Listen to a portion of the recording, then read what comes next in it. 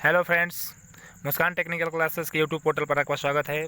जैसा कि आप लोग जानते हैं कि जो ऑब्जेक्टिव क्वेश्चंस की सीरीज़ चलाई जा रही है वो सीरीज़ फर्स्ट का पार्ट फर्स्ट हम लोगों ने पढ़ लिया। उसमें 37 क्वेश्चन जो मोस्ट इंपॉर्टेंट थे उसको हम लोगों ने सॉल्व कर लिया। आज हम जो ऑब्जेक्टिव क्वेश्चन का पार्ट 2 है, सीरीज़ फर्स्ट का पार्ट 2 है, उसको आज हम लोग सॉल्व करेंगे, जिसमें हम आपको 20 क्वेश्चन का एक बहुत ही महत्वपूर्ण सेट देने की कोशिश करेंगे। और उस वीडियो चूँकि लंबा हो जा रहा है, कई लोगों के मैसेज आ रहे हैं कि शॉर्ट में वीडियो बनाइए, इसीलिए 20-20 क्वेश्चन का सेट तैयार किया जा रहा है और आपके सामने हम प्रस्तुत कर रहे हैं। तो चलिए स्टार्ट करते हैं क्वेश्चन की सीरीज।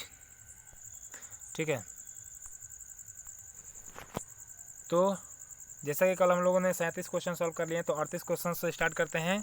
इसमें पहला नंबर क्वेश्चन है, ट्रांसफार्मर में निम्नलिखित वाइंडिंग में अधिक cross section area cross cut क्षेत्रफल होता है। तो ध्यान दीजिए फ्रेंड्स कि जो क्रॉस सेक्शन एरिया होता है वो सीधे सीधे धारा की वैल्यू पर निर्भर करता है, और वोल्टेज जिस वाइंडिंग का लो होगा, वोल्टेज की वैल्यू जिस वाइंडिंग का कम होगा, उसका धारा का मान क्या होगा, ज़्यादा होगा। तो इसमें जो लो वोल्टेज की वाइंडिंग होती है उसका क्रॉस सेक्शन एरिया ज़्यादा रखा जाएगा। क्यों? क्योंकि धारा की वैल्यू इसमें क्या होगी, ज़्यादा होगी। इसीलिए पहला ऑप्शन इसका क्या होगा, सही हो जाएगा। ठीक है, अगला क्वेश्चन है हमारा कि वे कौन सी हानियां हैं जो ट्रांसफार्मर में नहीं होती हैं लेकिन घूर्णी मशीनों यानी कि रोटेटिंग मशीनों में होती हैं। यानी कि इंडक्शन मोटर में, डीसी मोटर में वो हानियां होती हैं। तो एकमात्र हानि है वो है घर्षण और विंडेज हानियां। ट्रांसफार्मर में ये हानियां नहीं होती हैं।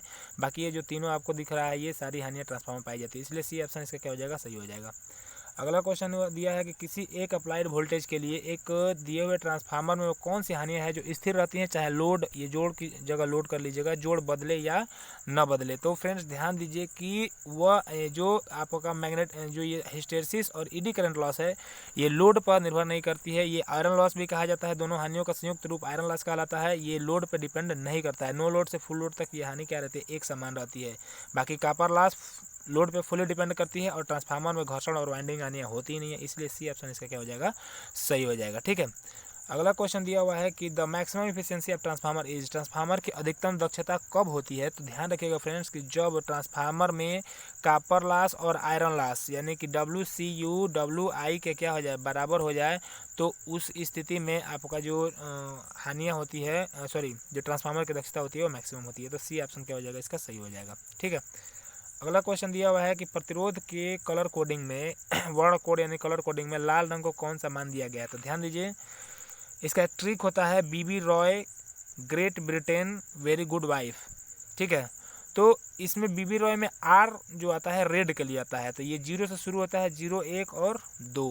तो 2 नंबर जो हो जाएगा वो रेड के लिए क्या किया जाता है, कलर कोड में दिया गया रहता है। तो बी ऑप्शन इसका क्या हो जाएगा फ्रेंड्स, सही हो जाएगा। ठीक है, तो इस प्रकार से ये बी ऑप्शन सही होगा। अगला क्वेश्चन दिया हुआ है, आपके घर में क्रमशः 3 बल्ब 60 वाट के, ये एक न्यूमेरिकल है जिसको हम आपको एक शॉर्ट तरीके से बताते हैं। देखिए 60 वाट के 4 बल्ब 25 वाट के, और तथा ये थोड़ा हिंदी में टाइपिंग करते समय दिक्कत हो गई है, तथा 3 बल्ब 40 वाट के लगे हुए हैं। ये बल्ब प्रतिदिन 5 घंटे जलते हैं। यदि ऊर्जा व्यय की दर यानी कि जो बिजली का मूल्य है 40 पैसा यूनिट है, तो 30 दिन यानी कि 1 महीना में कितना पैसा खर्चना पड़ेगा। तो ध्यान दीजिए फ्रेंड्स, आपको इसको सॉल्व करने का हम तरीका बताते हैं। क्या करेंगे, जितना भी बल्ब है उसका सबका वाट रेटिंग जोड़ लिया जाएगा। तो 3 बल्ब 60 वाट के 180 वाट ये हो जाएगा, प्लस आपका 4 बल्ब जो है 25 वाट का, तो 100 वाट ये हो जाएगा, 25 चौका 100, प्लस 3 बल्ब 40 वाट के 120 वाट ये हो जाएगा। ठीक है, तो इन तीनों को जब जोड़ा जाएगा तो टोटल कितना हो जाएगा, 400 वाट। यानी कि जो टोटल आपका पावर हो गया वो कितना हो गया जी, 400 वाट हो गया। अब 400 वाट का जो लोड है वो पर डे जल कितना रहा है, 5 घंटे जल रहा है। तो 400 वाट का लोड 5 घंटे जलेगा तो कितना हो जाएगा आपका, 2000 वाट हो जाएगा। ठीक है, तो 2000 वाट एक दिन में खर्चा हो रहा है। तो 2000 वाट का मतलब ये है कि जब 2000 को 1000 से भागा दिया जाता है, फ्रेंड ये ध्यान रखिएगा कि जितना भी आपका लोड रेटिंग आ रहा है, पावर की जितनी भी रेटिंग आ रही है, उसमें अगर आप 1000 से भागा देंगे तो वो यूनिट में बदल जाता है। तो 1000 से भागा देने पे आपका एक दिन में कितना यूनिट खर्चा होगा, 2 यूनिट प्रतिदिन खर्च होगी। तो पर डे 2 यूनिट खर्च हो रहा है, तो 30 दिन में आपका कितना दिन खर्च हो जाएगा, 30 दिन में 30 गुणे 2 यानी कि 60 यूनिट एक महीने में आपकी क्या हो रही है, खत्म हो रही है। तो 60 यूनिट एक महीने का, एक यूनिट का मूल्य है 40 पैसा, तो 60 यूनिट का मूल्य आपका कितना हो जाएगा, 24 रुपया। ठीक है, तो इसका एक जो आपका फार्मूला आता है वो मैं आपको बता, जो आपका फार्मूला होता है एनर्जी निकालने का वो होता है E बराबर P, यानी कि पावर जो है आपका गुणे टी यानी कि जो आपका समय है, तो समय ध्यान रखिएगा कि घंटा में दे रहा है तो घंटा में, अगर दिन में दे रहा है तो दिन में। तो इस प्रकार से एक दिन का निकाल के अगर आपको 30 दिन का निकालना है तो 30 से क्या कर देंगे, गुणा कर देंगे। और जब इस पूरे में 1000 से भागा देंगे तो ये एनर्जी जो आएगी यूनिट में आएगी, और यूनिट में जो टोटल यूनिट आएगा उसका 1 यूनिट के मूल्य से गुणा करने पर आपका टोटल मूल्य क्या हो जाएगा, निकल जाएगा। ठीक है, तो अगला क्वेश्चन है आपका कि 1.45 volt cell are connected in parallel. तो ध्यान दीजिए 1.5 वोल्ट के 4 पोल जो सेल हैं जो समांतर क्रम में जुड़े हुए हैं। तो ध्यान दीजिए फ्रेंड्स कि समांतर में आप 20 सेल जोड़ दीजिए, उससे उसको कोई अंतर होने वाला नहीं है, क्योंकि पैरेलल में वोल्टेज की वैल्यू क्या होती है, एक समान होती है।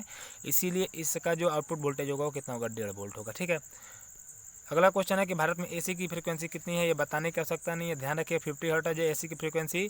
वही अगर आपसे डीसी की फ्रीक्वेंसी पूछ दे तो डीसी की फ्रीक्वेंसी कितनी होती है, 0 हर्ट्ज होती है। ये बात ध्यान रखिएगा। ठीक है, अगला क्वेश्चन दिया हुआ है कि यदि E1 बराबर A sine omega t and E2 बराबर A sine omega t minus theta. ध्यान दीजिए ये वोल्टेज की एक वैल्यू है जो मतलब कि फेज के रूप में क्या किया गया, व्यक्त किया गया। तो E1 की value A sine omega t है और E2 की value A sine omega t minus theta है, यानी कि ये ओमेगा टी चल रहा है तो ये माइनस में थीटा चल रहा है, यानी कि दोनों के बीच में कुछ ना कुछ फेज डिफरेंस है। तो इसलिए जो आपका ऑप्शन हो जाएगा सी नंबर, ये क्या हो जाएगा आपका सही हो जाएगा। E1 और E2 के बीच में क्या है जी, फेज डिफरेंस है। ठीक है, अगला क्वेश्चन इसमें ध्यान रखिएगा फ्रेंड्स कि ये मैग्नीट्यूड को नहीं बता रहा है, केवल फेज डिफरेंस को बता रहा है। इसलिए कौन अधिक है कौन कम है इससे ये पता नहीं चलेगा, इसीलिए केवल ये फेज डिफरेंस को दिखाता है। ये जो थीटा है केवल फेज डिफरेंस को दिखाता है, इसलिए सी ऑप्शन क्या होगा इसका सही हो जाएगा। अगला क्वेश्चन दिया हुआ है कि एक एम्पलीफायर की तुलना में ट्रांसफार्मर क्या नहीं बढ़ा सकता है। ध्यान दीजिए ट्रांसफार्मर के द्वारा आप आउटपुट वोल्टेज को बढ़ा सकते हैं और उसी के तुलना में धारा भी क्या हो जाती है, बदल जाती है। लेकिन कभी भी ट्रांसफार्मर में पावर नहीं बदलता। अगर इनपुट में आप 5 kVA का पावर दे रहे हैं तो आउटपुट में भी आपको 5 kVA का ही पावर मिलेगा। Transformer does not change power को नहीं बदलता है और फ्रीक्वेंसी भी नहीं बदलता, ये ध्यान रखिएगा। अगर इसमें ऑप्शन रहता कि फ्रीक्वेंसी, तो फ्रीक्वेंसी भी क्या हो जाता, सही हो जाता। दोनों ऑप्शन साथ में देगा तो ए और बी देगा, या फिर दोनों में से कोई एक फ्रीक्वेंसी दे दे या आउटपुट, तो सी ऑप्शन इसका क्या हो जाएगा, सही हो जाएगा। अगला क्वेश्चन दिया हुआ है कि यदि प्रत्येक 1/5 ओम वाले 5 प्रतिरोधों को जोड़ा जाए तो न्यूनतम प्रतिरोध कितना होगा। ध्यान दीजिए इसमें ना सीरीज दिया है ना पैरेलल दिया है, लेकिन न्यूनतम प्रतिरोध केवल पैरेलल की कंडीशन में ही आती है। और पैरेलल की में जब जोड़ेंगे 1/5 ओम के प्रतिरोधों को जब पैरेलल में जोड़ा जाएगा तो फार्मूला होता है 1/R बराबर 1/R1 plus 1/R2 plus 1/R3 ऐसे के सो ऑन डैश डैश।